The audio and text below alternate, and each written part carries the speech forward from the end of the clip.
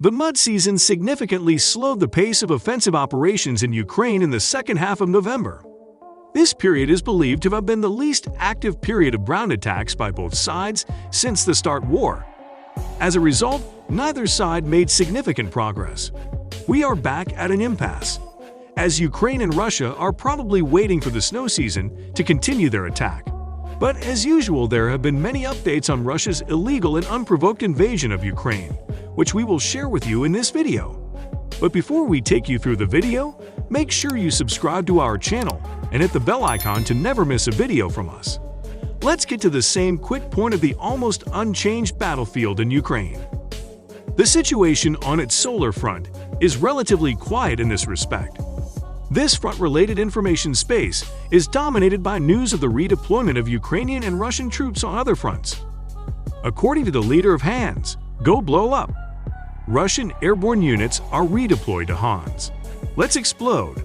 While Russian telegram channels say that most of the Ukrainian forces on the right bank of Dnipro are mainly transferred to Donbass and Sapia, Ukraine continues its precision attack tactics on Russian troop concentrations, supply lines, and military infrastructure, which it has previously used successfully on the right bank of Vero. This time on the left bank, a Ukrainian advance on the left bank of Vero seems unlikely since the cost of such decoding is expected to be high.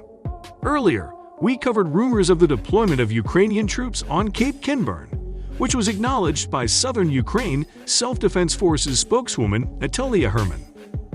On November 21, it confirmed that Ukrainian forces were conducting military operations in the area, but did not provide further information. Kinburn taking control of his spit means freeing the last occupied part of Mykolaiv. He secures the entrance to the Dnipro River and the Southern Bow River, and establishes a bridgehead on the left bank of the Dnipro River in the north. Hands Front Ukraine continued to attempt to overwhelm the Fat Tova P-66 and P-7, but met constant resistance from Russian forces in the area, supported by mobilized soldiers. On November 16, the 95th Air Results Brigade made a small push from Mac Ward and Cheng. Heavy fighting reportedly took place for control of Noviska, with the 92nd Mechanized Brigade pushing them back and being recaptured by the Motor Rifle Division of the Russian 144th Guards before regaining control of the town towards the end of the month. Reportedly, heavy fighting was reported around Spinner in the southern sector of the front, and some pro-Russian reports claimed control was being regained. However, this was refuted by Wagner's sponsor at Prussia, who said that as of 29 November, the village was still under Ukrainian control. All this time, the fighting continued along this dense Clare front line, but there were no other noticeable changes on the map. A stalemate continued on the Appian front. As has been the case for several months, the most notable development in the region has been the deployment of additional Ukrainian and Russian troops to the region. After months of reporting similar information, it feels inevitable that a major offensive operation will finally be launched on this front. The most interesting Zapia development of this period involved the Zapia power station, which was heavily bombarded on November 20. As usual, both sides blamed each other. The International Atomic Energy Agency has again called for a safe zone around the plant, essentially demilitarizing the plant and withdrawing Russian troops. From there, 2 days later, IAEA Chief Grossi met with the Director General of the Russian Atomic Energy Agency Rodom. Whether the talks have anything to do with claims by Anton Petrokotin, director of the Ukrainian Atomic Energy Agency, that there are indications that Russia wants to remove it, I get the impression that they are stealing anything together. I have no information to prove this is interesting, but it has already caused a certain amount of anxiety among the Russian pro-war strata. In the near future, we will see if there is any truth to this claim. The situation on the Donbass front, from Sodar in the north to Mecca in the south, will continue to develop in Ukraine. It became more difficult for Russia, continues to exert tremendous pressure on Ukrainian military units in the region, supposedly intended to break through these heavily fortified areas in order to take control of the entire Dankoblast.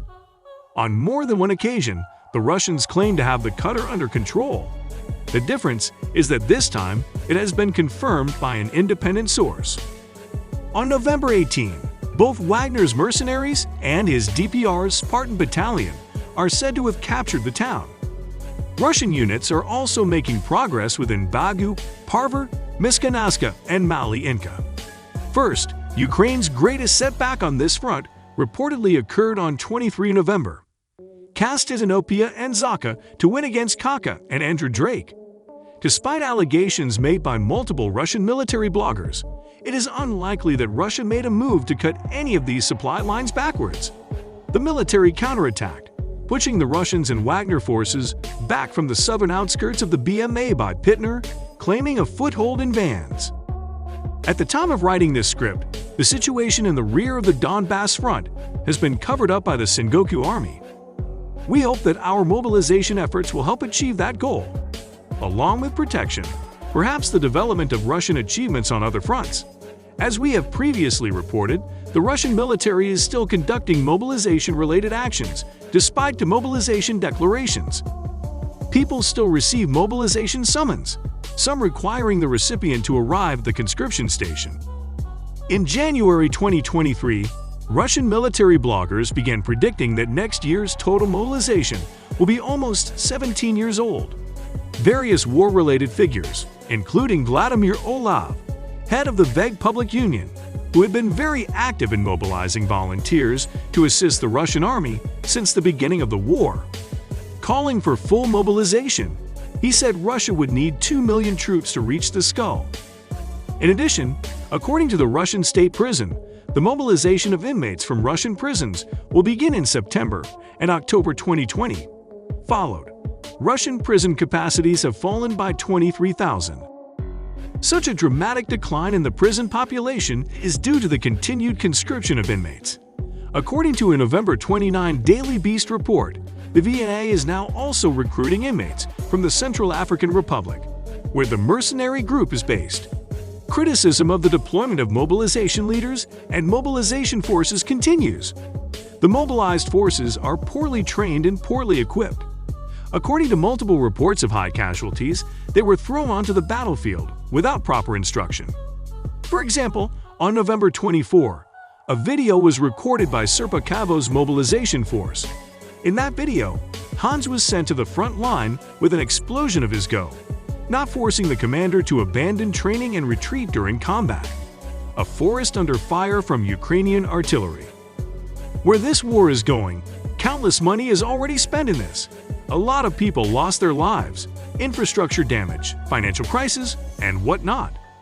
What is going to happen as it's already been 300 days since this all started? Let us know your thoughts in the comment section below. Guys, that's it for today's video. We'll meet you all in the next one.